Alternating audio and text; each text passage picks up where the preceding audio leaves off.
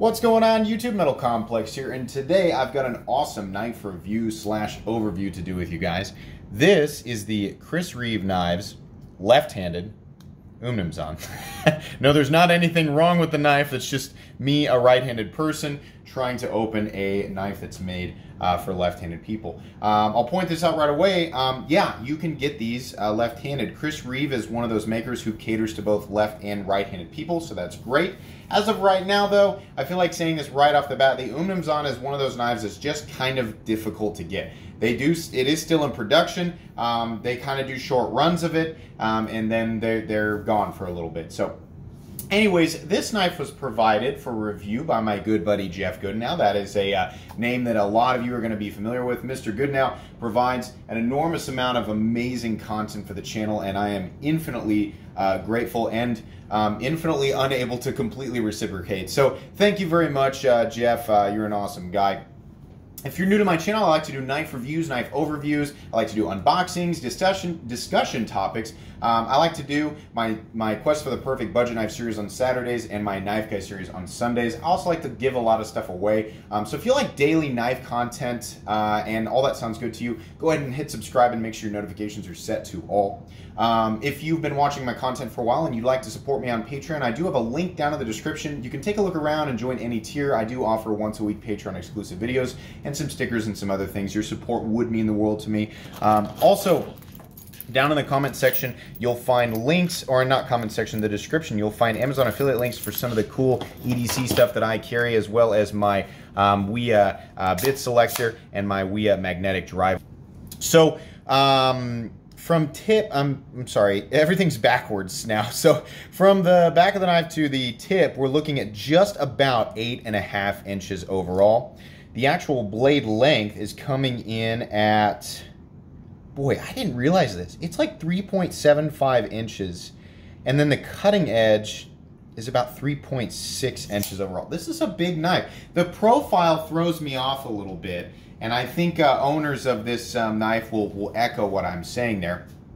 Let's go ahead and do some size comparisons. We're gonna flip this guy over. This is a left-handed version, but the right-handed version is the same thing with the frame lock on the other side. So Jeff is actually left-handed. I just learned this. He just buys a lot of right-handed knives because that's all that's available. And then when he gets an opportunity, he buys a left-handed knife. So I was like, that makes sense. So up against the Ontario Rat 1, there's some better perspective. Rat 1 is coming in at 8.6 inches overall. So you can see there the Umnumzaan a little bit longer. How about up against the Spyderco PM2? PM2 is coming in at 8.3 inches overall. So you can see they're still just a little bit longer. How about the Benchmade Griptilian, or in this case, the Ritter Hogue? Ritter Hogue is coming in at 8 inches overall. I had somebody tell me the other day that I say that so often that they hear me saying that in their sleep. That cracked me up. How about up against the Spyderco Para 3? Para 3 is coming in at 7.25 inches overall. Sorry, moving my keys out of the way there. So you can see there it's definitely a large knife. So how about the action? So for those of you who are unfamiliar with Chris Reeve knives, and a lot of people now just are, I mean, we've all heard this, Chris Reeve knives do not run on bearings. They are not notorious for having the drop shut action that everybody seems to lust after nowadays, but they do have a glassy hydraulic smoothness about them. Those of you who have been around long enough to remember my review of the large Nkosi, remember that I said the same thing. The only major flagship model from Chris Reeve that I have not reviewed is the Sebenza. Funny enough. I will at some point review that knife. I need to. But I'll tell you right now, I've owned an Umnumzaan, and I very, very much enjoyed it. So I've had a lot of time to be able to, and I carried it actually. I carried it and used it. So I've had a lot of experience with this knife, and I definitely have a lot to say about it. But I just want everybody to know, you know, the whole snappy action thing, you know, and having a knife blade drop shut. You could make an argument that there is convenience there, but I think the reason that most people like it, myself included, is simply because it adds a layer of a feeling of quality. I feel good about this purchase because this knife is doing things that the knife community all seems to collectively enjoy together and view as a symbol of quality. So for those of you new people, you'll read about the Umnumzaan having some aspects of it, and Chris Reeve knives in general, that some people would say, you know, oh, they're outdated, you know, they don't do. The truth is that this knife is 100%. I'm going to do this with my left hand to prove my point. This knife is 100% easy to manipulate with one hand in terms of deployment and you know, retracting the blade. So from a utilitarian standpoint, it does function 100%, and a drop shut action is not something that you absolutely need. On the inside here, there are phosphor bronze washers. Let's talk about what Umnumzaan means first. Umnumzaan means head of the house or boss in Zulu, I guess. So this is absolutely, I would say, intended to be Chris Reeve's most hard-use, heavy-duty knife. And well, Nkosi means chief, and Sebenza means work. The reason I'm telling you guys this, not just to let people know who don't know what the names mean.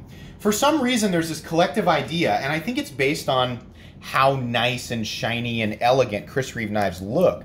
There's this collective idea in the community shared by some people that Chris Reeve knives are not hard-use knives, that they are, you know, shiny, delicate little works of art. Guys, no. It is, I'm sorry, but there is so much evidence out there of people, even the Sebenza. Listen, the Sebenza is not as robust as the Umnumzaan or the Nkosi. Anybody who thinks that the Sebenza is too delicate of a knife to put to hard work, not only does it literally mean work, you don't have to dig very far to find pictures of Sebenzas from back in the late 90s that have had the absolute tar beaten out of them. No, they are hard-use knives. Period. There's lots of proof out there. But anyways, yeah, this is definitely a robust model. It's utilizing phosphor bronze washers. He uses grease from the factory on the inside of the pivot versus you know the nano oil or the lubricants that a lot of us are used to with our knives. And what you end up with is a very, very hydraulic and glassy smooth action. Believe me when I say there is no friction on the inside of that pivot. It is super duper smooth, though you can definitely still thumb flick this knife out, absolutely. I'm doing it right-handed on the left-handed frame lock. I'm sure if you're a left-handed person, you know, and you're proficient at it, you can do that. There's no texture on the thumb studs here. There's little O-rings. We're going to talk about that, but I wanted to take an opportunity to talk about all those little things so that people know. These have not been changed for a very long time because the idea is kind of the thought process that they have adopted is why change or why fix what isn't broken, and I kind of have to agree with that.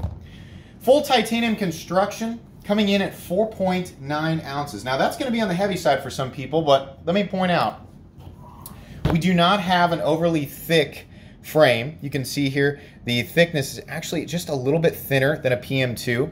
I always use the PM2 here because it's a popular knife that a lot of people don't seem to have a problem with carrying. You can see there that the profile is going to be one that's going to be easier to carry than the PM2, though it is a little bit heavier.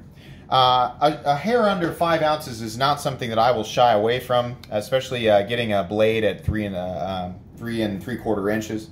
But you know, if you're somebody who only wears athletic shorts every day, this is probably going to be a little bit robust for you. If you're somebody who wears jeans and works outside, or just likes to wear, you know, more heavy-duty material pant, then this is going to be just fine. It's very easy to carry. So let's talk about the anatomy here. I love this blade. I love this blade. It's like a double harpoon. There's 2 notches here. Check out the intense chamfering. Chris Reeve's tumbling and their finish, the reflectivity. This is my absolute, let me see if I can clean this off, guys. I'm getting my nasty fingerprints all over it. This blade and Chris Reeve's tumbling is my favorite that exists. That light reflectivity, the light tumble marks there, it's absolutely beautiful. And we have chamfering, very heavy chamfering all the way down the blade. That is just wonderful. Everything is nicely rounded off. Now, I also want to point out up here, we have a very sharp swedge. Not sharp enough to cut you, but sharp enough. Somebody the other day was talking in the comments section about somebody on blade forums wanting a knife with a swedge that was not sharpened, but sharp enough to open packages so that they could save their edge. And I thought that was humorous, you know, along with the person posting it, because it's like, why wouldn't you just use the edge on your knife? Well, the swedge on the Umnumzaan actually is sharp enough to cut into packaging. So I suppose if, you know, if you just don't want to damage the pristine edge of your brand new baby and you're still in the honeymoon phase of this knife that costs well over $400, which is completely understandable. I do that with my Hinderers. And you'd rather use the swedge to cut open your packages, this knife will do it. And the swedge is down here so far away from anywhere your fingers should be that I'm okay with it being sharp. Now, you know, when it's closed, most of it is in the handle. There's a little tiny bit pointing up. It can snag a little bit. It's not that big of a deal. It's a thing, you know. I think it makes the blade very handsome looking and at the same time elegant. I like that. I am a huge fan of how they do their jimping. I talked about this with the Inkosi. This knife feels ready to go. Absolutely 100% ready to go. I've got notches, you know, wherever I want to put my thumbs, or my thumb, like I'm going to put two thumbs on a knife. I don't know, maybe you would. Wherever I want to put my thumb, I'm ready to go. You've got jimping up here for your standard, you know, thumb position and hammer grip, or however you want to do that. Really, really nice. You guys know I love external stop pin designs where the thumb stud actually acts as the external stop pin. Now, whenever that's the case, generally when you're trying to get a good handle design, a good ergonomic design, it's kind of difficult to get the thumb studs in exactly the right position in order for them to work as a convenient means of deployment and act as an external stop. It's just like on the Hinderers. It works, but it's not perfect. I mean, this isn't the most comfortable thumb stud deployer out there, but can you get used to it and do it? Yeah, absolutely. I mean, whether you want to slow open it or whether you want to fire it, it's definitely one that you can make work. You can see there, this is a left-handed knife and I'm making it work with right hand on the left-hand side of the frame lock. It's fine. It will work. Is this a glass breaker? I think it will work as a glass breaker. I don't know that there's any other purpose for it. I'm sure that I could have found that out simply by just going, sorry, I'm wiping the blade off, going and reading quickly. But yeah, I'm sure that it actually could work as a glass breaker. But it does have this little point that sticks up there. It's not really in the way of anything and it's not overly sharp. I've never had a problem with it. The fact that these studs double as an external stop pin is, the reason I like that, for those of you who don't know, is because it adds as pressure mitigation points, so that if you are in a situation where you're using this knife in a way that it wouldn't normally be used, some light prying, not all of the pressure is going right into the pivot. A lot of the pressure is being mitigated away on the left or right hand sides of the frame because that's where the stops have all the surface contact. So I like that. You'll notice it doesn't make a lot of noise when you deploy it, and especially like this. And that's because there are little O-rings right there that sort of soften the engagement. Now, I don't know if that's specifically meant for stealthy situations or if that's a means of just slowing down wear over time, but they're there. They can be removed. They can also be changed out and you can put red or blue or purple or whatever. So that's cool. You can kind of add your own flair in the O-rings. I've seen people do that. That's kind of neat. You know, I don't have a problem with that. Titanium is bead blasted. If you look online, you'll see a lot of pictures of these guys having been used very hard. There's lots of proof out there that Umnumzaans and Inkosis and Sebenzas have been beat thoroughly into the ground and have proven themselves to be very good hard-use tools. A lot of people don't like bead blasting because it shows a lot of battle scarring. It leaves things called snail trails over time. You can see here Jeff really hasn't used his too much. I kind of like seeing pictures of knives that are bead blasted titanium frames that have been used really hard. I kind of like how that looks, you know? It's like its own, it's this weird, you know, pattern that's not uniform because it's been scratched in different levels and different ways, but it also is kind of uniform in a sense of like a devil may care, I just use my knives, you know, how they're going to be used, and they just end up with the marks that they end up with. And I think there's a subtle beauty in that, you know? So I kind of like bead blasted titanium. Wouldn't be my first pick. It adds a nice contrast with the reflectivity on the tumbling though. I love the texturing on the titanium. They don't do it all the way down. I would have preferred that it was all the way down, but it is meaningful and not sharp, so it does add traction on the frame.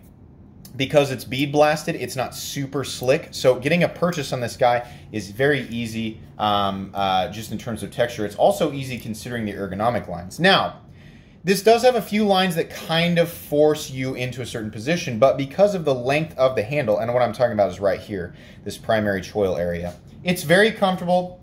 There's nice rounding and chamfering all the way around. You can actually move back and still get a full grip. Your 3-finger position is here. So I would say you have, you know, two full finger positions or 4-finger positions on the knife and 1 3-finger. I don't have a problem with that. Reverse grip is also very comfortable, whether you're choked all the way up or you move back here, completely fine. The construction and takedown of this knife is just as simple as any of the other Chris Reeve knives. It comes with a tool. You can easily pull the pivot apart and pull the back screw here out, and you're basically into the knife. That's the best thing about these knives is you don't bust the warranty by taking it apart. They're super easy to clean. There's not bearings in there. There's just, I mean, like super easy to take these things down, clean them out, and put them back together, and they are ready to go. They will stay indefinitely centered. Mine was perfectly centered. It never came off-centered. It never came undone. Your mileage might vary, but I think that's generally the case with most Chris Reeve knives. So that's awesome. I love that. Pocket clip is very simple. You can see there, it does have kind of a bill. It is a little bit of a hot spot. I'm gonna point that out. It is gonna dig in a little bit. For a knife that's really meant to be used hard, that's something you guys should be aware of. Kind of stinks, but that's how the pocket clips have been. It does have the over travel stop there and the stabilizer, so that's kind of neat. It has a Chris Reeve logo on there. These use the ceramic ball surface contactor. I mean, it's the detent ball, but it's also the thing that's contacting the surface. It does make the knife look like it's actually locking up later than it is. Truthfully, it's only locking up at about 30%, but I'll show you here, kicking it out. Yeah, see there? It looks like it's really late. The actual contact of the ball is only touching about 30% of the tang. I don't know if we can really get in there to see it, but yeah, that's not late lockup. That's how all of them look. I have never seen a picture of a Sebenza or an Umnumzaan or an Inkosi or any of these knives where the lock bar has actually worn all the way over, rendering the knife not, you know, getting it to a point where it's got lock rock. So that's not an issue. These knives are, they're truly incredible. I mean, they are really, really solid. Absolutely solid. We didn't talk about the blade thickness here. Let's go ahead and zero these out so you guys can take a look. Come on now, zero. So blade stock thickness is going to be, yeah, about 140 thousandths. Let's do that one more time just to be sure. Yeah, 140 thousandths. So you don't have the thickest blade in the world, but it's also not a super thin blade. It's definitely going to be an absolutely robust blade. I mean, like, these knives are not ground in a way to be an absolute slicing machine. They're ground in a way, I mean, these have, gosh, I always mix up which ones have the hollow ground. I'm pretty sure Umnumzaans have hollow ground blades. I mean, you can kind of take a look there and see. But anybody, I mean, I'll get corrected in the comment section if I'm wrong. In any case, though, they're still fairly thick behind the edge. They're not going to be unbelievably insane slicing machines, but will they slice? Absolutely. Are they going to be good for hard work? Absolutely. What steel are they using? They're still utilizing CPM S35VN. For those of you who don't know, Chris Reeve actually developed S30V and S35VN. The two of very few steels out there that were actually initially intended for folding knives. Most of the super steels that we see on folding knives nowadays actually have different original applications and were used down the road on folding knives. Both S35VN and S30V were meant specifically for folding knives and were developed by Chris Reeve. S35VN developed as a steel that had similar edge retention, more toughness, similar corrosion resistance, but was easier to machine and sharpen. So it was meant as a direct evolution of S30V. Now, because of how popular S30V was and still is, S35VN has remained to be one of the most preferred steels on a folding knife today. You'll find that in this price range, a lot of people, and I've been guilty of this too. In this price range, a lot of people are like, for that much money, I'd really rather have 20 CV, you know, the universal standard of quality in folding knives. All right, but you have to consider what the knife was designed for. This knife was not designed to be in a showcase. Sure, it looks great. It's a beautiful knife, but 100%, this knife was designed to be used, right? So S35VN makes sense. It's a premium steel. It's very tough for a stainless steel. It is stainless, has really good edge retention. Not quite as good as S30V, but I mean just a hair off.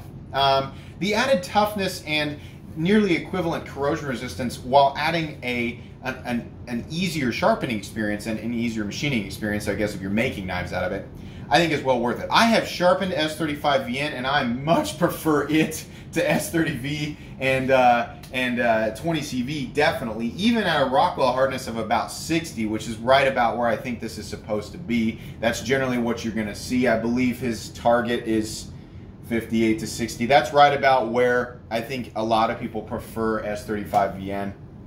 So I think it's excellent. I kind of agree with where, you know, these knives are at. It's kind of like, it's 2019 right now. So if you're watching this in the future, this analogy is not going to make sense. For those of you who are vehicle people, I'll throw an analogy at you. The Toyota 4Runner right now in 2019 is an absolute beast workhorse. Now, a lot of people would consider the interior of the vehicle to be kind of outdated versus what's out there. A lot of people think a 4-liter V6 is kind of big and clunky and dinosaur-y versus a lot of the higher performance V6 engines that we see out there. Again, for those of you who know, about the automotive industry, the Toyota 4Runners are incredibly dependable vehicles. They will do what they're designed to do, and they will do it well. Whether you're somebody who, I mean, even people who aren't the best at keeping up with maintenance on those vehicles will find that the things will still just keep running and going and going and going. That's kind of what this knife is to me. It's kind of like it's like a Toyota 4Runner. It doesn't have all of the newest tech and all the newest, shiniest, most innovative things on it. But by God, is it going to do what it needs to do? And for that reason alone, I think I'm okay with where the price is on this guy. We're running kind of long on the review, but I've had a lot of experience with the Umnumzaan, and I feel very strongly about it that it is still a good knife, and it's still a contender, a fantastic contender amidst the other knives in its caliber. Chris Reeve is one of the Trinity, and I know he doesn't, I don't believe runs his own company anymore, but this was his design. They're still being made exactly the same way. With unbelievable tolerances, by the way. The tolerances which they, when they put these knives together, I mean, everybody's got tight tolerances, right? But Chris Reeve is legendary for his tolerances. You will get a quality product when this is shipped to you, rest assured.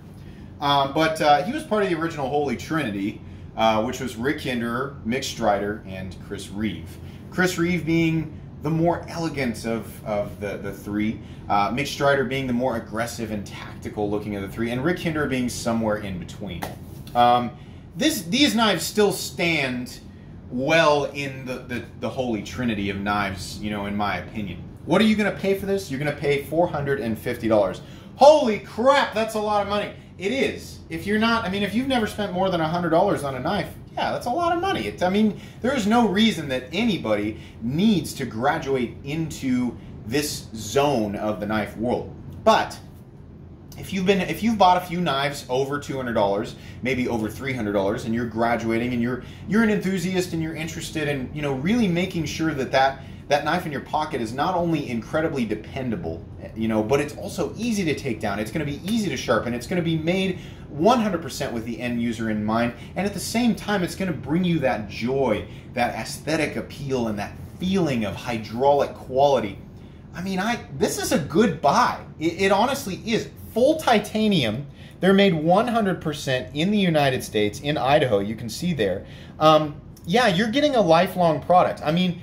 If you went ahead and pulled the trigger on this, you're pulling a trigger on a knife that you could absolutely use, for the next 10, 20, 30 years, right? And if it's maintained properly, you make sure you bring it in for oil changes and you bring it in for tire rotations. And obviously I mean general upkeep, maintenance, making sure it's lubricated properly, and then maybe occasionally sending it back in and having it, they do the spa treatment, having it checked and everything. They do offer an excellent warranty, by the way. Then yeah, this is a knife that you're going to be able to hand down to your son or your daughter or your grandson or your granddaughter. These are pieces that will last more than one generation, in my opinion, and it is 100% due to the build quality and you know, keeping the user in mind. So yeah, at $450, yes, they have come up a little bit from what they were originally. What were they? They started out at like 400 years and years and years ago, and then they were 425 and now 450. I still think that's an excellent price. I don't have an issue with that. My only qualm with this knife at all, truthfully, is the pocket clip. It's just kind of a hot spot. By the way, these do come with lanyards. I almost always chop them off. It looks like Jeff has opted to do the same thing. Yeah, you get a lot of nice stuff. You get, with this knife, you get the tools to disassemble it. You get a nice cleaning rag. You get a birth certificate. It comes in a really nice box. I mean, these are just fantastic. I'm going to put this knife on 2 different playlists. It's going to absolutely go on my most recommended knives, despite it being very expensive. And it's going to go on my favorite folding knives of all time playlist. I'll say this right now. I've seen Chris Reeve's entire lineup. I have not handled all of them. I have handled a Sebenza. Far and away, my 2 favorite knives in his line are the Large Nkosi and the Umnumzaan. I don't know which one I'd choose, whether I'd choose the Umnumzaan over the Nkosi or not. I have no idea. But if you're looking for the most robust feeling and looking knife in his line, look no further than the Umnumzaan. Guys, I think that's pretty much all I can say. If you enjoyed this video, please leave a like. If you'd like to check out my other content, I do, of course, have lots of videos of knives that are either expensive or inexpensive that I do or don't like, so check those out. And if you enjoy all my content, go ahead and subscribe to my channel by clicking on this Metal Complex logo right here, because there's definitely more coming. Thanks again for watching, everybody, and have a great day.